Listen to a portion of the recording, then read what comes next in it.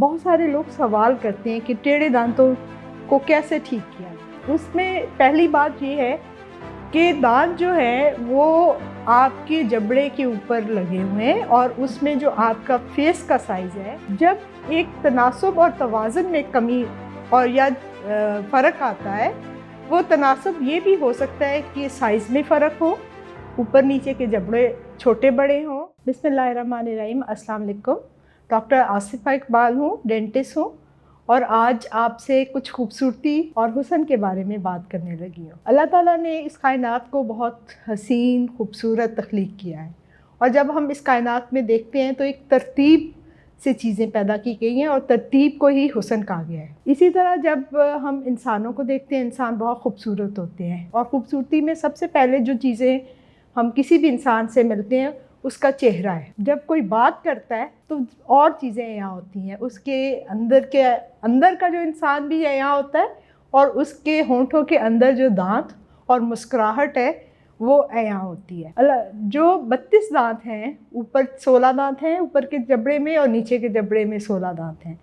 इसमें अगर एक तरतीब से मोतियों की तरह दांत पड़े हों तो ये मुस्कुराहट और ख़ूबसूरत नज़र आती है, मगर बाज़ औक़ात नहीं, बल्कि आजकल तो बहुत ज़्यादा ये दांत बहुत आगे पीछे होते हैं और एक बहुत खूबसूरत चेहरा जब बोलता है तो अच्छा नहीं लग रहा होता और उसमें अक्सर यही हो रहा होता है कि देखने वाले को भी और जिसके दांतों में ये मसाइल हैं वो कॉन्फिडेंस की कमी का शिकार हो जाता है। इसके लिए क्योंकि अवेयरनेस बहुत ज़्यादा हो गई है, टेक्निक्स हैं, तो बहुत सारे लोग सवाल करते हैं कि टेढ़े दांतों को कैसे ठीक किया जाए। चंद बातें हैं जो हमें सीखनी है और समझनी है। उसमें पहली बात ये है कि दांत जो है वो आपके जबड़े के ऊपर लगे हुए हैं और उसमें जो आपका फेस का साइज़ है और जो जबड़े की हड्डियाँ, ऊपर और नीचे के जबड़े की हड्डी और स्कल बोन जो है वो अगर एक तरतीब और एक तवाज़ुन में है तो ये मसाइल नहीं होते। जब इस तवाज़ुन में कहीं ना कहीं कमी आती है या चेंज आती है तो फिर उसमें फ़र्क होता है। अल्लाह ताला ने जो हमारी शक्लों में ही थोड़ा थोड़ा फ़र्क रखा है, थोड़ा बहुत कमी बेशी तो शायद नहीं मायने रखती और कुदरत उस कमी बेशी को खुद ब खुद कैमोफ्लाज या छुपा देती है। जब एक तनासुब और तवाज़ुन में कमी और या फ़र्क आता है, वो तनासुब ये भी हो सकता है कि साइज़ में फ़र्क हो, ऊपर नीचे के जबड़े छोटे बड़े हों या फिर आगे पीछे हों, उनकी प्लेसमेंट सही ना हो, तो तब जो है जो दांत हैं वो भी उस तरह से नहीं होते। और अक्सर औक़ात यही देखा गया है कि सब लोग ये कहते हैं कि पहले तो हमारे बच्चों के या पहले जो पिछली जनरेशन थी उसके तो दांत टेढ़े नहीं थे, अब की जनरेशन के दांत बहुत टेढ़े होते हैं। उसकी वजह एक तो जो है अवेयरनेस है, दूसरी वजह ये है कि जब इंसान खुराक को नरमी की तरफ ले गया, जंक फूड आ गया, बच्चे चबाते नहीं हैं तो हड्डियों की ग्रोथ नहीं होती, जिसकी वजह से वो जगह की कमी का शिकार होकर दांत आगे पीछे हो जाते हैं। अब आते हैं इसके इलाज की तरफ। तो इलाज में सबसे पहली बात तो ये है कि जो वजह है उसको डायग्नोस करना बहुत ज़रूरी है। डायग्नोसिस या तशख़ीस के लिए एक जो है स्पेशलिस्ट की ज़रूरत होती है। जो जनरल डेंटिस्ट हैं वो उसको तशख़ीस तो कर लेते हैं, लेकिन सादा केसेस में वो उसका इलाज भी कर लेते हैं, मगर जो पेचीदा केसेस है उसमें हमें एक स्पेशलिस्ट की ज़रूरत होती है जिसको हम कहते हैं ऑर्थोडोंटिस्ट। अब इनको आगे पीछे करने के लिए किस उम्र में हमें डॉक्टर के पास जाना चाहिए?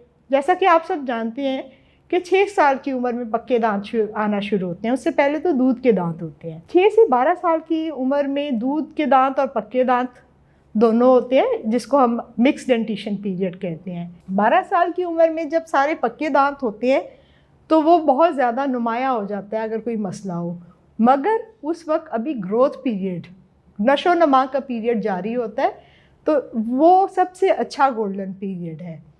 मगर क्रेनियोफेशियल स्क्रीनिंग को 3 या 4 साल की उम्र से भी एडवाइस किया जाता है उन केसेस में जिनमें स्कल बोन और जबड़े की हड्डियों में तनासुब में फ़र्क है।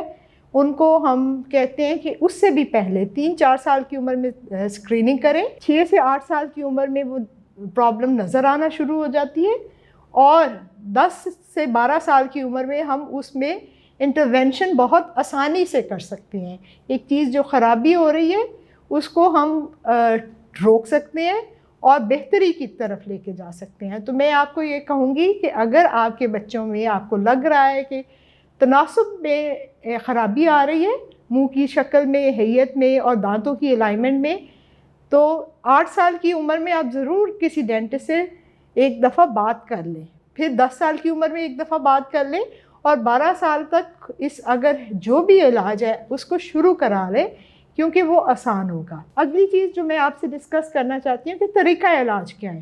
اس کے طریقہ علاج ایسے ہی ہے جیسے ہم نے ایک چیز کو بڑھ رہی ہے تو ہم نے اس کو اور دھکا دینا ہے. وہ ہم کسی نہ کسی فورس یا طاقت سے کریں گے. وہ فورس یا طاقت کس سے لگے گی؟ کسی اپلائنس سے لگے گی. اپلائنس 2 طرح کے ہوتے ہیں، جو ایک ریموویبل اپلائنس ہوتے ہیں جو منہ میں آپ لگا سکتے ہیں اور اتار سکتے ہیں، اور کچھ اپلائنسز ایسے ہوتے ہیں جو آپ اتار یا نہیں سکتے، جو فکس ہوتے ہیں. جو ریموویبل اپلائنس ہیں جن میں فنکشنل اپلائنسز بھی کہتے ہیں، یہ مکسڈ ڈینٹیشن پیریڈ میں، گروتھ پیریڈ میں ان کا بہت اچھا رول ہے اور یہ بہت کارآمد ہوتے ہیں. اسی لیے اگر اس پیریڈ میں آرتھوڈونٹسٹ کو ملا جائے تو اس میں ان اپلائنسز سے بہت اچھی سکسیس اچیو ہو جاتی ہے. جو فکس اپلائنسز ہیں، جو بریسز ہیں، جو موتیوں کی طرح بریکٹس آپ نے دیکھی ہوں گی، دانتوں کے اوپر لگی ہوتی ہیں اور تاریں ہوتی ہیں اور ہم ان کو چینج کرتے رہتے ہیں، وہ اپلائنسز عام طور پہ ہم لوگ جب مکس ڈینٹیشن پیریڈ گزر جاتا ہے اور دانتوں کو آگے پیچھے کرنے کے لیے ہمیں ضرورت ہوتی ہے، ہم فکس اپلائنس یوز کرتے ہیں. اب ایک اور چیز جو بہت پرانی تو نہیں ہے لیکن اب چند سالوں سے رائج ہے، وہ ہے انویزیبل الائنرز. انویزیبل الائنرز کے بارے میں کیونکہ مارکیٹنگ کا دور ہے اور جب بچیوں کو خاص طور پہ جب 20-25 سال کی عمر میں جب وہ اپنی شادی کے لیے سوچ رہے ہوتے ہیں، اور یہ بھی ہوتا ہے کہ کوئی نظر نہ آئے کہ ہمارے منہ میں کوئی کام ہو رہا ہے یا بریسز لگے ہیں، اس عمر کے بچے بچیاں بہت زیادہ اس میں انٹرسٹڈ ہوتے ہیں انویزیبل الائنر میں. مگر ہر چیز ہر ایک مسئلے کا حل نہیں ہوتی، ہر چیز کی ایک انڈیکیشن ہوتی ہے. انویزیبل الائنر جو ہیں وہ ہم اس وقت کرتے ہیں جب ہمیں دانتوں کی صرف پوزیشن کو آگے پیچھے کرنا ہو، پورا چینج نہ کرنا ہو، تو وہ اس وقت بہت اچھا ریزلٹس آتے ہیں انویزیبل الائنرز کے. ریموویبل اپلائنس ہے اور سیکوینس میں کافی زیادہ اپلائنسز بنتے ہیں. یہ سب فیصلہ کون کرے گا کہ آپ کو کون سا اپلائنس چاہیے؟ اس کے لیے آپ کو اپنے ڈینٹسٹ یا آرتھوڈونٹسٹ کے پاس جانا ہوتا ہے اور اس کو چیک کرانا ہوتا ہے. آخر میں جو بہت اہم بات اور میرے خیال میں اس ساری گفتگو کا نچوڑ جو میں آپ سے شیئر کرنا چاہوں گی، مانا خوبصورتی بہت اہم ہے مگر سب کچھ نہیں ہے. آپ کی زندگی اور آپ کی ذہنی قوت اور ذہنی سکون سب سے اہم بات ہے. اگر کوئی کمی بیشی ہے کسی چیز میں تو اس کو اپنے ذہن پر مت حاوی کریں. خاص طور پہ 20 اور 30 ٹین ایج اور 20 کی دہائی کے لوگوں میں اس چیز کو بہت اہمیت دینی کہ میرے دانت ٹھیک ہونے چاہیے، اور زندگی کا سب سے اہم نقطہ اس پہ فوکس کر لینا.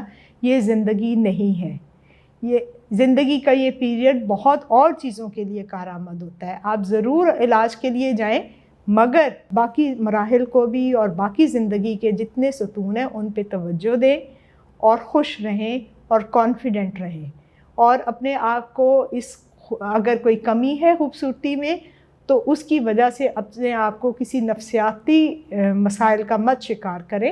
اللہ کا شکر ادا کریں اور شکر میں ہی برکت ہے. بہت شکریہ. اس سلسلے میں مزید آپ نے اگر کوئی گفتگو یا کوئی سوال کرنا ہو تو آپ ڈائریکٹ رابطہ کر سکتے ہیں، ہم لوگ یا کامنٹس میں بھی کہہ سکتے ہیں. کوشش کریں گے آپ کے تمام سوالوں کے جوابات دیں.